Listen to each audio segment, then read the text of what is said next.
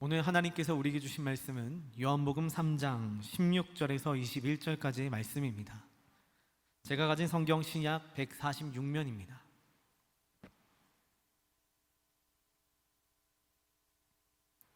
제가 읽고 마지막 절은 다 같이 읽도록 하겠습니다. 하나님이 세상을 이처럼 사랑하사 독생자를 주셨으니 이는 그를 믿는 자마다 멸망하지 않고 영생을 얻게 하려 하심이라. 하나님이 그 아들을 세상에 보내신 것은 세상을 심판하려 하심이 아니요 그로 말미암아 세상이 구원을 받게 하려 하심이라. 그를 믿는 자는 심판을 받지 아니하는 것이요 믿지 아니하는 자는 하나님의 독생자의 이름을 믿지 아니하므로 벌써 심판을 받은 것이니라. 그 정죄는 이것이니 곧 빛이 세상에 왔으되 사람들이 자기 행위가 악함으로 빛보다 어둠을 더 사랑한 것이니라. 악을 행하는 자마다 빛을 미워하여 빛으로 오지 아니하나니 이는 그 행위가 드러날까 함이요. 다 같이 읽습니다. 진리를 따르는 자는 빛으로 오나니 이는 그 행위가 하나님 안에서 행한 것임을 나타내려 함이라 하시니라. 아멘. 반갑습니다. 우리 같이 한번 인사할까요? 사랑합니다. 축복합니다. 앞뒤 좌우신 분들이랑 같이 목렬히 인사하겠습니다.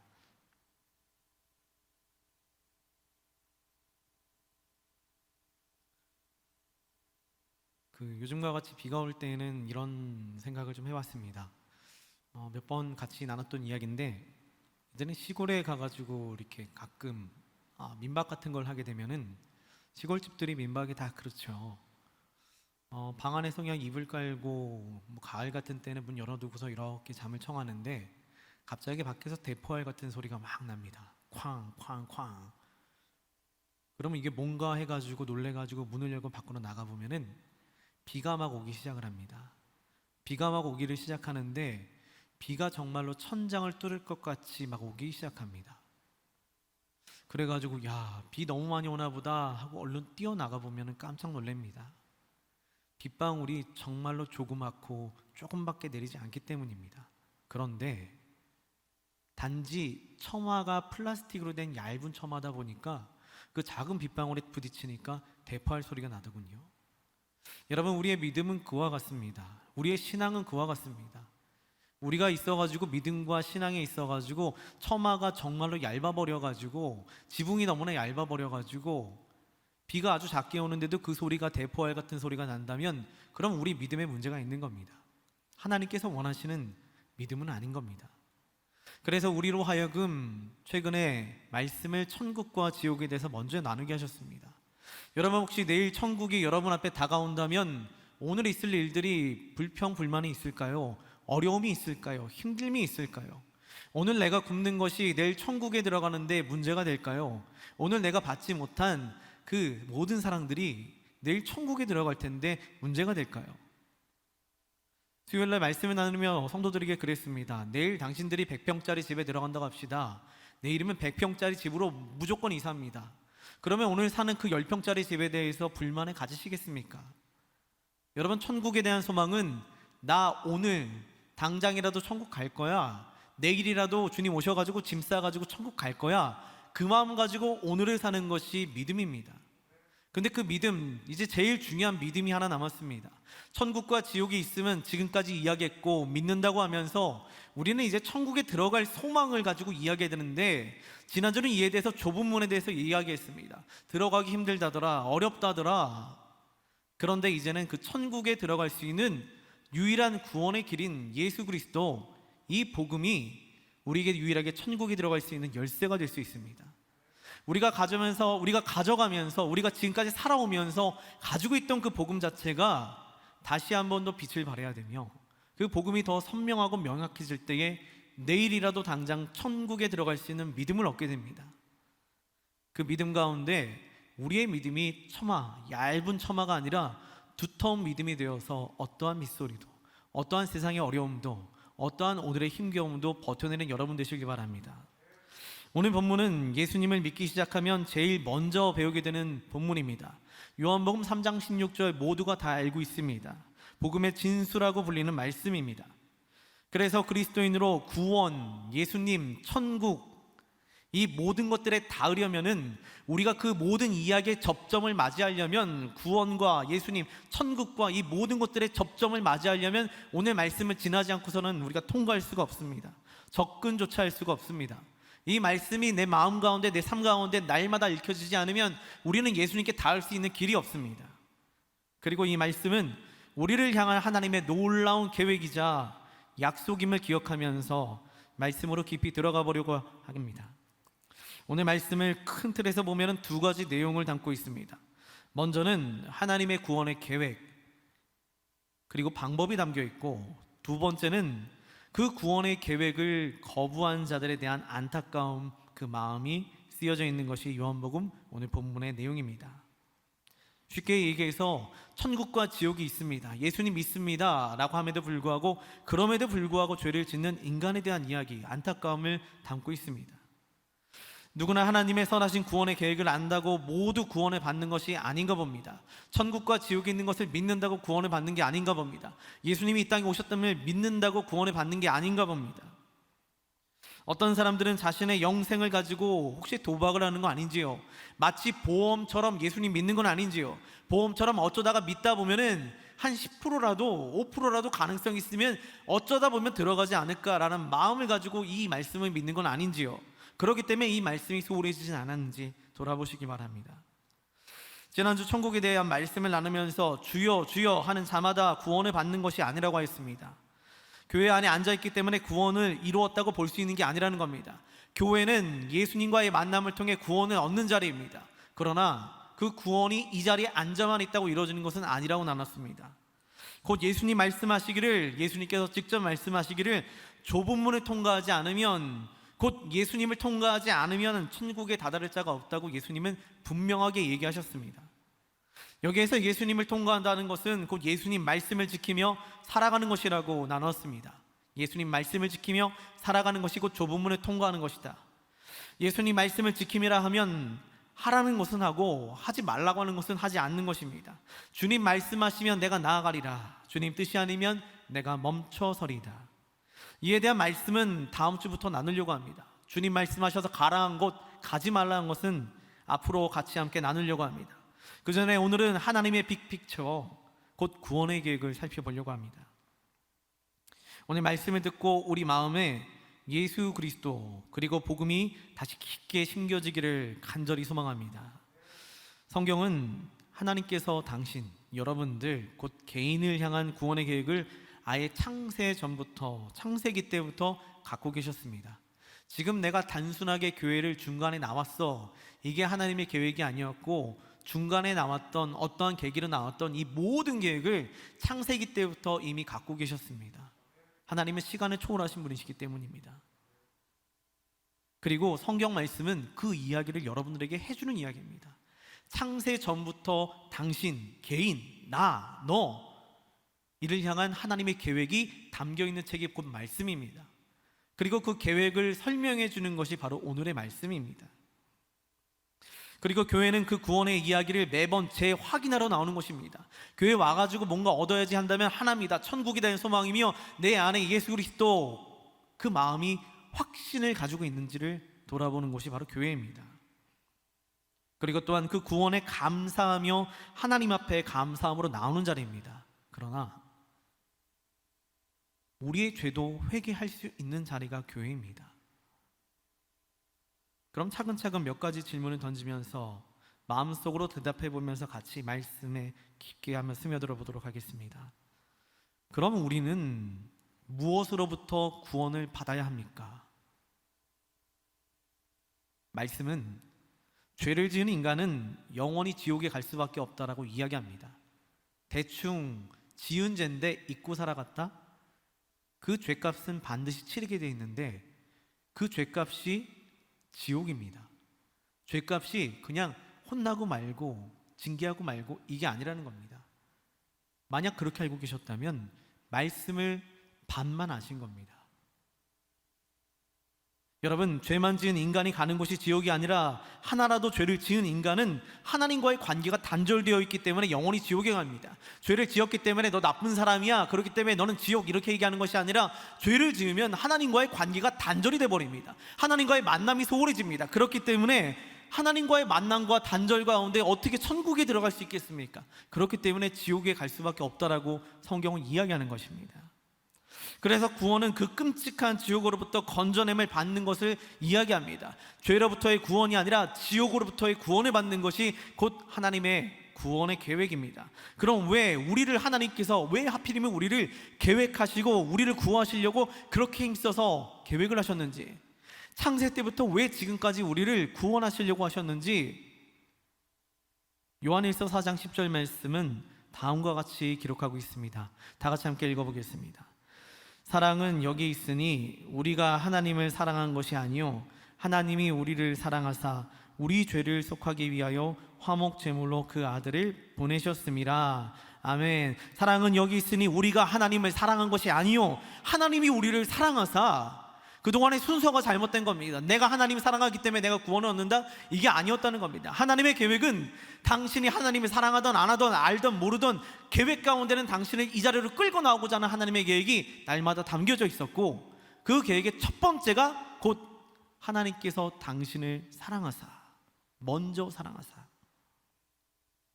하나님께서 가르쳐 주시기를 우리가 먼저 하나님을 사랑했기 때문이 아니라, 그에 대한 대가로 우리를 구원한 것이 아니라 하나님께서 우리를 먼저 하시고 태어나기 전부터 아시고 우리를 사랑하사 우리를 구원하기 위해 예수님을, 독생자 아들을 제물로 보내주셨다고 이야기하는 것이 말씀입니다. 이 말씀의 계획이 너무나 중요한 겁니다. 내가 단순히 잘했기 때문에, 착하기 때문에, 남들보다 낫기 때문에 구원 얻는 사람이 하나도 없습니다. 하나님의 계획 가운데 우리는 이미 들어있었습니다. 물론 세상 사람들도 들어있습니다. 그러나 알지 못할 뿐입니다. 그러니 아무런 연고도 없고 생판 모리는 우리를 구원하신 것이 아니라, 비록 내가 하나님을 알지 못한다 하더라도 하나님께서는 우리를 만세 전부터 알고 계셨고 우리를 사랑하고 계셨으며 구원의 계획을 짜고 계셨던 겁니다. 그러니 이 구원의 계획은 나의 의지와는 전혀 상관없이 시작된 가장 일방적이지만 가장 이기적이지만 가장 선한 목적으로 시행이 되고 있는 겁니다. 그리고 그 구원의 계획은 여전히 진행 중입니다. 그리고 그 계획은 바로 오늘 본문 16절 앞부분에 나타나는 내용입니다. 전반부에는 이렇게 얘기하고 있습니다. 다 같이 함께 읽어보도록 하겠습니다. 하나님이 세상을 이처럼 사랑하사 독생자를 주셨으니. 아멘. 여기서 세상을 빼고서 여러분들의 이름을 넣으면 맞습니다.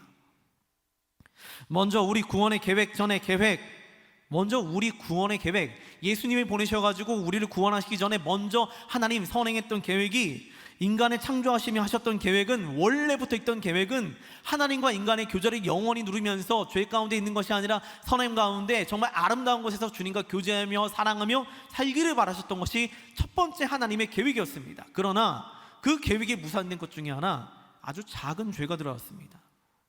사단이 아담과 하와를 꼬셔가지고 정말로 큰 죄도 아니고 작은 죄 하나를 짓게 했습니다. 그러나 그 죄가 하나님으로부터 단절이 이루게 됐고, 그 단절이 곧 에덴 동산으로부터 쫓겨남, 그리고 지옥으로 갈 수밖에 없는 안타까운 인생을 살 수밖에 없는 사람들이 된 것입니다. 여러분, 그럼 죄를 지은 인간을 그렇다고 멀리 하셨나? 그 죄 한 번 졌다고 그렇게 버리셨는가? 아닙니다. 죄를 지은 인간을 하나님께서 멀리한 것이 아니라 죄의 역할이 그렇기 때문에 그렇습니다. 죄를 지으면 영적인 알츠하이머 같다고 표현할 수 있습니다. 죄를 짓게 되면 영적인 알츠하이머 같이 돼가지고 하나님의 은혜 다 까먹지요. 예수 그리스도의 이름을 잊어버리지요. 하나님께 예배 드려야 된다는 걸 다 잊어버리지요. 모든 것들이 다 영적인 알츠하이머 같이 되게 돼버립니다. 그래서 인간이 하나님을 못 알아보게 되는 것이 그 죄의 역할이었습니다. 그리고 못 알아보면 점점 멀어집니다. 그게 구약에서의 모든 이야기입니다. 사람들이 인간과의 아름다운 관계를 유지했는데 죄를 짓자마자 사람들이 하나님이 두려워가지고 하나님이 나에게 혼낼까봐 멀어집니다. 근데 점점 알츠하이머 같이 하나님이 잊어가게 됩니다. 그러다 보니까 하나님 안 되겠다, 구원해야 되겠다, 관계를 유지해야 되겠다, 살려줘야 되겠다, 여러분, 이와 같이 죄가 들어오면 하나님과 인간 사이의 관계는 무너졌고 다시 돌아갈 수 있는 길이 없습니다. 하지만 이때 하나님께서는 미리 우리를 향한 구원의 계획을 세우사 인간이 어떻게 하면 하나님께 나아갈 수 있는지 그 방법을 알려주십니다. 먼저는 죄는 죄값을 치러야 되는데 죄의 참혹성과 생명과 연관이 되어 있음을 알려주는 피값으로 죄값을 치르겠습니다. 아담과 하와가 처음 죄로 인해 쫓겨날 때에 가죽 겉옷을 입었더라. 그 이야기 보면 알 수 있는 것이 누군가는 그 당시 죽지도 않았는데 대신 희생을 치른 겁니다. 하지만 하나님께서는 인간이 죄를 졌기 때문에 네가 담당해, 네가 그냥 죽어, 이렇게 하신 것이 아니라 본인이 죄값을 담당하는 것이 아니라 대속, 우리 그리스도인들에게 가장 중요한 말, 대속, 대신 누군가 죄 없는 존재가 당신을 대신해 피를 흘림으로 죄값을 치르게 됨을 우리에게 끊임없이 알려주고 있습니다. 그게 구약시대 때는 소였고 양이었고 비둘기였습니다. 우리가 죄를 지었는데 우리가 대신 죽고 피 흘리는 것이 아니라 그럼 그 대신해가지고 비둘기 잡음으로 양 잡음으로 소 잡음으로 피를 흘림으로 그 죄값의 참혹성을 배우고 안타까움을 배우고 그 죄값을 배우고 그리고 나서 하나님께 나아갈 수 있어. 그것을 깨우치고 나서 그렇게 대속이라는 개념을 구약시대를 지나면서 반복적으로 교육을 시킨 겁니다. 하나님의 구원의 계획은 구약시대 가운데 죄를 지으면 누군가 희생을 해야 돼, 피값을 치러야 돼. 그러니 죄는 무서운 거야, 피값을 치러야 되는 거야. 이 구원의 계획을 교육하신 겁니다. 그게 첫 번째 하나님의 구원의 계획이었습니다. 죄값을 누군가 치러야 함을 배우게 하심. 그래서 대속이라는 말이 그리스도인들에게 너무나도 중요한 이야기입니다. 그리고 그 구원 계획의 완성, 대속의 완성은, 그 대속의 모든 완성은, 구약에 있던 그 모든 죄값에 대한 교육에 대한 완성은 요한복음 3장 16절에 나온 말씀과 같습니다. 우리 다 함께 한번 요한복음 3장 16절 말씀을 읽어보겠습니다. 하나님이 세상을 이처럼 사랑하사 독생자를 주셨으니 이는 그를 믿는 자마다 멸망하지 않고 영생을 얻게 하려 하심이라. 아멘. 하나님이 세상을 이처럼 사랑하사 해서 끝난 게 아니라 구원의 계획이 그 다음으로 이루어집니다. 근데 한마디로 끝냅니다. 독생자를 대신해 가지고 희생시켰으니, 피 흘려 죽게 했으니. 하나님의 구원의 계획은 모든 사람들이 멸망을 하지 않고 영생, 곧 천국을 누리게 하는 게 하나님의 계획입니다. 하나님의 계획의 결과이자 하나님의 원하시는 끝 마무리입니다. 이를 위해 하나님께서 하나의 구원의 물을 마련하셨으니 곧 사랑하는 독생자 예수 그리스도를 나의 죄를 대신해서 피를 흘릴 제물로 보내주셨다. 이게 하나님의 아주 무섭고도 우리를 향한 이기적인 계획이었습니다. 여러분, 세상 그 어떠한 신이, 그 어떠한 부모가, 그 어떠한 사람이 죄를 지은 인간 하나 구하기 위해서 자신의 전부보다 더 큰 것을 내어놓습니까? 그래서 우리는 하나님은 사랑이시라, 이 이야기가 어렴풋이나마 이해가 되어야 합니다. 이건 부인할 수 없는 이야기입니다. 온 우주같이 아주 거대한 분이 먼지와 같은 인간을 위해 자기 자신의 전부를 내어주신 것이 그 어떠한 말로 표현이 될 수 있겠습니까? 그저 사랑이란 말로밖에 표현할 수 없기 때문에 우리는 그렇게 이야기하고 있는 겁니다. 오지 아프리카 선교를 하던 선교사님이 사람들을 모아두고 이 하나님의 사랑, 독생자 아들을 당신의 죄 때문에 내어주셨대요 이야기하고 있는데 갑자기 이야기를 듣던 추장이 화를 내면서 선교사님에게 따집니다. 아니 뭐 그런 게 어디 있습니까? 당신은 어찌 이를 사랑이라고 말합니까? 마음에 실망감을 안고 선교사님이 돌아다니는 순간 함께한 통역사가 정정해 줍니다. 저 추장님이 한 이야기는 어찌 그것이 사랑이란 말로밖에 표현이 안 된단 말입니까? 라는 것이었습니다. 여러분, 아들을 내어주셔서 저와 여러분들의 죄를 대신해서 피를 흘리게 하심은 사랑이란 말로도 표현이 되지 않습니다. 하지만 우리의 언어로는 이를 사랑이란 말로밖에 표현할 수밖에 없습니다. 그 예수님의 사랑이, 그 말도 안 되는 그 사랑이 여전히 실천이 되고 있고 여전히 실행이 되고 있습니다.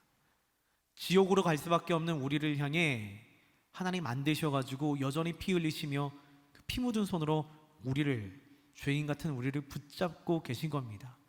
거길로 가면 안 돼. 그리고 이를 믿는 자마다 영생을, 천국을 얻게 된다고 오늘 말씀은 약속을 하고 있습니다.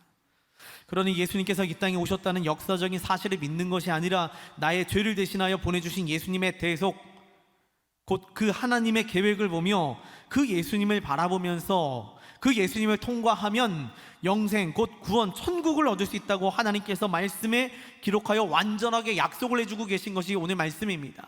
이 약속은 불변하니까 예수님을 믿으면, 대속한 그 예수님을 우리가 의지하면, 붙잡으면, 그러면 천국에 들어갈 길이 열려. 그리고 믿음이란 그저 머리로 동의하는 것, 아는 것, 몇 년 동안 알아온 것에 대해서 오늘도 끄덕이는 것이 아니라 오늘 이 말씀을 듣고 오늘도 새롭게 아멘을 해야 되며 새롭게 믿는 것이 믿음입니다. 찬동이란 말 하시나요? 머리로 아는 것을 긍정하면서 동의한다는 얘기입니다. 그렇지, 그 얘기는 내가 동의해, 알고 있어, 그 정도는 알아. 이것은 믿음이 아닙니다. 그리스도인들에게 있어서 믿는 자란 행위도 포함이 되어야 됩니다. 예수님을 믿는다고 하면 이야기로만 하는 것이 아니라 행위가 포함이 반드시 되어 있어야 됩니다. 하나님께서 우리들에게 원하심이 바로 그러한 믿음입니다. 행위를 포함한 믿음, 이 행위는 예수님 가르쳐 주신 말씀을 순종함으로 지켜내는 행위가 믿음의 절반을 차지합니다. 오늘 이 말씀에 동의하는 것은 구원으로 가는 길목입니다. 그래, 예수님 나를 대신해서 피를 흘려, 나의 죄값을 대신해서 피를 흘려 돌아가셨지. 이것을 동의하면 구원으로 가는 한 절반 정도 온 겁니다. 그리고 이젠 예수님 말씀을 지킴으로 그 좁은 문을 통과를 하며 넘어서려고 합니다. 그런데 예수님 좁은 문이라 하시고 어려운 길이야 구원받는 사람이 적을지도 몰라, 지난주 이렇게 말씀하시면 하나님께서 구원의 의지가 적어서 그런 것이 아닙니다. 구원할 사람 굳이 많을 필요 없어, 그것 때문에 그런 거 아닙니다. 17절 말씀을 다 함께 읽어보도록 하겠습니다. 다 같이 함께 읽겠습니다. 하나님이 그 아들을 세상에 보내신 것은 그로 말미암아 세상이 구원을 받게 하려 하심이라. 아멘. 하나님은 꼭 그러실 필요가 없습니다. 하나님께서는 꼭 그렇게 우리 모두를 구원해야 될 의무가 별로 없으신 분입니다. 그런데 우리한테는 왜 그런지 모르겠는데 너무 무한하게 한없이 좋으신 분이 되셨습니다. 여러분, 하나님의 목적은 늘 선한 곳에 있었습니다. 17절 본문은 쉬운 말로 우리가 알아들 수 있는 말로 바꾸자면 하나님께서는 당신을 심판하는 게 목적이 아니야, 당신이 지옥에 보내는 게 목적이 아니야, 당신을 천국에 집어넣으려고 하는 것이 하나님의 계획이자 목적이야 라고 끊임없이 이야기하는 겁니다. 하나님께서는 그 누구도 지옥에 가는 것을 원치 않으십니다. 모두가 천국에 들어옴을 원하시는 분이십니다. 그렇기 때문에 우리에게 있어서 복음의 시급성이 여기서 나타나는 겁니다. 하지만 모두가 다 이 좋은 소식인 복음을 받아들일 준비가 되어 있지는 않나 봅니다. 우리 18절 말씀을 다 같이 함께 읽어보도록 하겠습니다. 다 같이 읽겠습니다. 그를 믿는 자는 심판을 받지 아니하는 것이요 믿지 아니하는 자는 하나님의 독생자의 이름을 믿지 아니함으로 벌써 심판을 받은 것이니라. 아멘. 구원은 하나님의 선물로 우리 앞에 놓여 있지만 이를 얻기 위해서는 예수님을 믿어야 합니다. 교회는 이를 위해 존재합니다. 교회는 다른 게 아니라 예수님 믿으세요, 예수님 믿으세요, 예수님 믿으세요, 그래야 천국 갑니다, 예수님 믿으세요, 이게 전부입니다. 날마다 복음을 선포하며 예수님의 이름이 우리 삶에 지속적으로 스며들 수 있도록 지겹도록 이 복음을 선포하는 것입니다. 그래서 예배 나오라고 하는 겁니다. 예배는 그 이야기를 나누는 것이며 우리 자기 자신을 상기시켜주는 것이기 때문입니다. 그리고 그리스도인이란 이 복음과 복음적인 삶이 날마다 우리 가운데 심겨지도록 말씀 앞에 우리 자신을 비춰보는 자들입니다. 반복해서 말씀 앞에 내 삶을 비춰보는 자들입니다. 내일 천국 소망이 오겠지, 오늘 말씀 앞에 나를 비춰보고 천국 소망에 걸맞는 자로 살아가는 게 그리스도인이라는 이야기입니다. 내일은 아니야, 다음 주야, 아니야, 마음이 조금 열리면, 예수님이 믿어지면, 그런 건 성경에 나오지를 않습니다. 여러분, 복음은 그와 같이 시급성입니다. 지금 바로 이 순간입니다. 믿음이 자라는 것과 구원의 길로 들어서는 것은 다릅니다. 혹 누군가는 그 이야기를 들어보고 믿음이 자라기까지 기다린 후에 믿어보겠다고 합니다.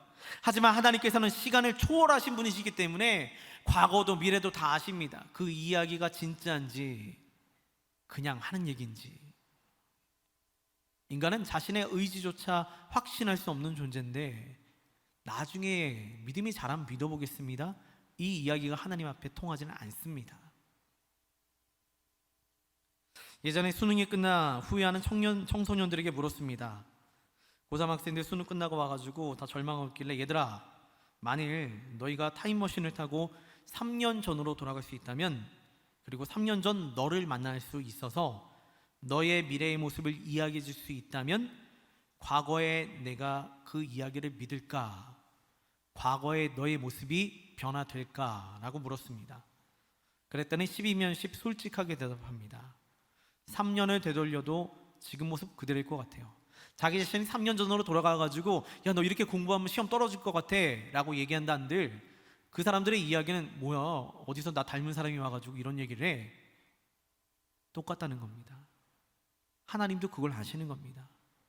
하나님도요, 지금 이 선포되는 말씀이 앞으로 우리에게 있어서 구원의 계획이 있기 때문에 선포되는 것이며, 누군가는 지옥에서 힘들어할 걸 알기 때문에 구원의 복음이 선포되는 것이며, 누군가는 예수님을 믿고 회복할 사람이 있기 때문에 이 복음이 그 이후의 모습을 가져와서 오늘 선포되는 것이 구원의 이야기입니다. 그런데 그 하나님의 마음이 바로 이것이라고 오늘 가르쳐주고 있습니다. 하나님께서는 지금 이 순간 그대로 쭉 살았다가는 우리의 미래는 지옥에서 발버둥 치고 있을지도 몰라. 그래서 하나님 미리 아시고 예수님을 보내셔서 계속 이야기하고 계신 겁니다. 하나님께서는 미래를 봤더니 이 모든 인류가 이 상태로 가다가는 구원이커녕 모두가 지옥 가운데 멸망 가운데로 빠질 수밖에 없기 때문에 안 되겠다, 이제는 내가 나서야지. 그 구원의 계획을 위해서 예수님을 보내주신 겁니다. 그리고 예수님을 통해서 구원의 천국의 소망을 이야기해 주시는데, 아직 그때까지 안 가봤잖아. 아직 그때는 어떤 일인지 모르잖아. 확신할 수 없잖아. 내가 지금 보이는 건 아무것도 없는 걸 하고 구원의 그 소식을 무시하는 자들이 생기고 있다는 것이 오늘 말씀의 이야기입니다. 여러분, 이 복음은 늘 시급성입니다. 지금 내가 믿지 않으면, 지금 당장 예수님을 믿지 않으면 우리는 구원의 길이 보장되지 않습니다. 그러기에 선포되는 예수님 이름 앞에 우리는 날마다 매일 동일하게 반응해야 됩니다. 네, 믿습니다, 주님. 이 말씀이 예전부터 들어왔던 말씀이기 때문에 나는 괜찮아, 나는 아는 얘기야, 나는 구원의 옛날에 확신, 예전에 아멘 했었어, 이게 다 되는 게 아닙니다. 오늘 동일하게 물었다면 그때 내가 아멘 했던 그 아멘이 오늘도 동일하게 나와야 되며, 내일 또 물었다면 어제 그 아멘 했는데요, 이게 아니라는 겁니다. 내일도 동일한 그 질문을 묻는다면 내일도 동일하게 아멘, 네 믿습니다, 이 강도가 늘 같아야 되는 게 믿음입니다. 그러나 이전에 했으니까, 이전에 잘 믿었으니까, 앞으로 잘 믿을 거니까, 이거는 말도 안 되는 인간의 거짓말입니다. 인간은 하나님 말씀 앞에 지금 이 순간에 서 있는 겁니다. 그런데 하나님의 이 선하신 계획을 악용하는 사람들이 의외로 많습니다. 그 마음 중에 하나가 꼭 오늘 지금 이 순간 안 믿어도 되잖아요. 지금 이 순간은 굳이 필요가 없잖아요. 나중에 생각해보고, 세상 살아가며 할 것 다 하고 나중에 믿어도 되잖아요. 세상 살면서 내가 그냥 원하는 거 다 하고 그냥 평범하게 살다가 한 다음 달 이번 시험 끝나고 아니면 이번 공부만 끝나고 이번 직장만 끝나고 그때 제대로 믿을게요. 말도 안 되는 소리입니다. 하나님의 복음은 지금입니다. 그때 가가지고 내가 더 열심히 믿겠나이다, 섬기겠나이다, 여러분 장담할 수 있습니까? 그런 염려 가운데 예수님 천국을 잔치에 초대하는 것으로 비유하며 이렇게 말씀하셨습니다.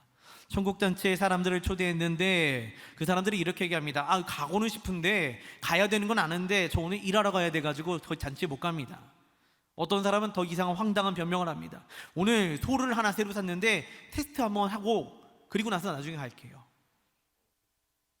그리고 또 어떤 사람은 아주 기가 막히고 그럴싸한 변명을 댑니다.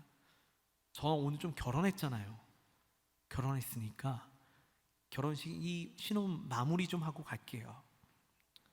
이 사람들의 마음은 다음에 기회가 되면 꼭 갈 겁니다. 천국에는 꼭 들어갈 겁니다. 잔치에는 꼭 들어갈 겁니다. 지금은 아니라는 겁니다.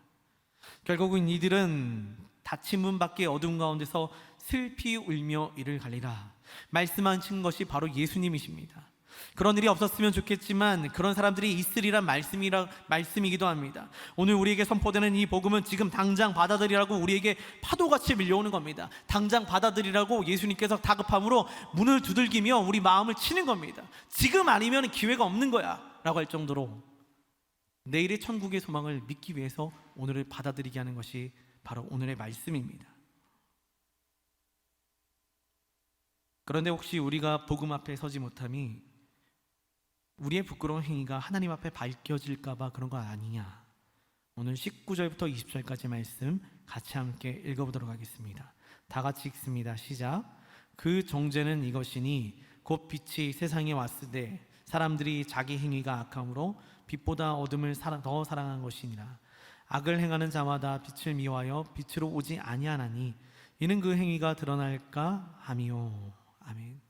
19절에 빛은 곧 예수님이며 예수님의 말씀입니다. 요한복음은 예수님과 그 말씀을 일치화시킵니다. 요한복음은 말씀이 곧 예수님이며 예수님이 곧 말씀이다 이렇게 일치화시켜서 모든 성경을 기록하고 있습니다. 그래서 예수님이 말씀이며 말씀이 예수님이다 라고 생각하며 이 말씀을 보시면 됩니다. 그래서 말씀을 지키는 것이 예수님을 얻는 것이다 라고 요한복음은 강력하게 주장하는 것입니다. 곧 빛 예수님께서 말씀으로 세상 곧 우리에게 왔을 때 사람들이 자기 행위가 악함으로 말씀을 비췄더니 행위가 악함으로 빛인 예수님보다 어둠인 죄를 더 사랑한다고 이야기합니다. 이 말씀은 세상이 흘러가는 대로 살아가는 사람들이 이야기합니다. 세상은 욕심에 따라 움직입니다. 말씀에 따라 움직이지 않기 때문에 그 사람들이 예수님을 발견할 수 없다라고 이야기하는 겁니다. 그래서 지난주 좁은 문이 곧 말씀인데 그 좁은 문을 선택하는 사람이 적다고 누가복음이 선포한 겁니다. 그리고 다시 오늘 말씀은 사람들은 예수님을 따라가는 삶보다 자기 자신의 욕심을 따라가는 것을 좋아한다고 오늘 말씀이 선포하고 있습니다. 복음은 나에게 좋은 것만 있지 않습니다. 그리고 그 욕심을 따르는 길의 정체를 아예 죄라고 기록을 해버립니다. 우리의 삶이 이상하게 예수님을 따라가는 삶이 아니라면, 우리 삶에 숨길 수밖에 없는 것들이 많다면, 아니 예수님 앞에 자꾸 설 수 없다면, 서는 것이 불편하다면, 기도 가운데로 못 나가게 된다면, 말씀 가운데 서지 못한다면, 하나님 앞으로 나오는 것이 뭔가가 불편하다면 돌아보십시오. 혹시 다른 이야기는 다 할 수 있고 믿음의 이야기는 술술 내뱉을 수 있지만 말씀이 지적하는 어떤 부분은 좀 안 했으면, 이야기 안 나눠봤으면 한다면 거기에 문제가 있는 거 아니겠습니까? 한 찬양 인도자가 전혀 외적으로 볼 때는 결격 사유가 없고 신앙적으로 훌륭해 보이는 사람인데 어느 날 찬양 인도를 하고 내려오는데 누군가가 찬양하는 사람이 술 마시면 안 되지 이야기를 했답니다. 그러자 버럭 화를 내면서 에이씨 은혜 다 말아먹었네 하고 하며 내려옵니다. 그렇게 신앙생활이 나락으로 걷습니다. 저는 여기에서 복음이 중심이 되지 않은 신앙생활을 보게 되었습니다. 예수님이 없는 신앙생활은 나락으로 떨어질 수밖에 없습니다. 여러분 마음 가운데 예수님 있다고 자신할 수 있겠습니까? 그리스도인들에게 말씀은 견고한 기둥과 같습니다. 요한복음은 이 말씀이 곧 예수님이라고 합니다. 이 예수님이 곧 말씀이라고 하기 때문에 이 말씀을 통과하지 않고는 구원과 천국, 예수님을 통과하지 않고는 구원과 천국에 다다를 수 없다고 이야기합니다. 그 말씀 중에 하나라도 무너지면은 그 사람이 무너지는 건 순식간입니다. 여러분 우리나라 최악의 참사로 꼽히는 압구정동에 있는 그 삼풍백화점 붕괴 사고를 돌아보면은 참 가슴 아픈 사고인데 더 화가 나는 건 백화점의 높은 분들이 매장을 좀 더 늘리겠다고, 매출을 좀 더 늘리겠다고, 매대를 더 만들겠다고 기둥 몇 개를 제거했다고 하죠. 이 기둥 하나만 없으면 매장 하나 더 들어가는 거잖아. 그렇게 기둥 하나 두 개 제거하다 보니까 백화점이 무너졌다고 합니다. 말씀 하나 정도는 무너져도 돼. 말씀 하나 정도 지키지 않아도 돼. 여러분 그 중에 가장 중요한 기둥은 그래도 나머지 말씀들이 흔들려도 버틸 수 있는 힘은 되거든요. 그 기둥이 하나가 있는데 이 복음이 가장 중요한 기둥입니다. 이 복음이 무너지면 다 무너지는 겁니다. 우리의 연약함과 악한 행위가 드러나면 남에게 비판을 받을 것이 아니요 그에 따른 판단은 하나님께서 반드시 갚아주시기 원하는 것이 우리 그리스도인들의 마음입니다. 하지만 그렇기 때문에 괜찮은 척하며 말씀 앞에 아무렇지도 않은 척하며 슬쩍 말씀을 피해가지 마십시오. 말씀과 정면으로 부딪히십시오. 그리고 말씀을 지우지 마십시오. 그 말씀이고 예수님을 기억하도록 나를 억지로 끌고 가야 됩니다. 우리 마지막으로 21절 말씀을 읽어보도록 하겠습니다. 21절 말씀 다 같이 읽습니다. 진리를 따르는 자는 빛으로 오나니 이는 그 행위가 하나님 안에서 행한 것임을 나타내려 함이라 하시니라. 아멘. 하나님을 믿는 자들, 예수님의 구원을 믿는 자들은 빛 가운데로 달려온다고 이야기합니다. 말씀을 따르며 실천하는 자들은 예수님 곁으로 올 수밖에 없습니다. 그게 예배 가운데로 달려나오는 여러분들의 모습입니다. 왜냐하면 말씀을 실천하기 위해서 예수님과 동행하기 때문입니다. 그리스도인들의 모든 행위는 말씀 안에서 온전해질 수밖에 없습니다. 두 사람이 착한 일을 했다고 합시다. 한 사람은 착한 일이 자신에게 돌아올 복으로 여기던 마음의 만족으로 여기던 거기서 끝나버립니다. 그런데 진리, 예수님을 따르는 자들은 그 선행이, 착한 일이 예수님 안에서 행함으로 알고 주 안에서 온전해지기 위해 말씀 안으로 그 선행을 가지고 들고 들어온다고 이야기합니다. 그래서 지난주 나눴던 말씀을 통과한다. 둘이 똑같이 말씀 비슷한 걸 지켰다고 합시다. 좁은 문을 통과한다는 이야기가 누군가는 그 착한 말씀을 지킨 거 가지고 나에게 덕이 됐어, 나에게 이득이 됐어, 그 자리에 머무르는 거지만 이제 그 말씀을 지킨 걸 가지고 좁은 문, 정말로 조심스럽게 내가 제대로 했는지, 말씀에 올바른 삶을 살았는지 조심스럽게 그 좁은 문을 들어가는 것이 그 말씀에 비춰보는 일입니다. 그런데 이게 쉽지가 않습니다. 죄를 짓지 않을 수 없는 존재가 인간 중에는 없기 때문입니다. 그래서 우리 말씀 앞으로 돌아오기도 무섭고 말씀으로 돌아와야 한다는 말씀 앞에, 이 말씀 앞에 내 자신을 조금 초라해지지 않나 돌아보게 됩니다. 우리는 여전히 부족한 죄인입니다. 그러나 하나님의 정신 나간 그 계획이 모든 사람을 다 구원하고자 우리에게 두 팔을 벌려서 달려드셨습니다. 나를 대신하여 십자가에 달려들고 돌아가신, 피 흘려 죽으신 예수님의 보혈의 장막을 지나야 합니다. 십자가 아래로 우리는 지나가야 합니다. 말씀을 한마디로 정리하겠습니다. 예수님을 믿어야 우리는 구원을 받습니다.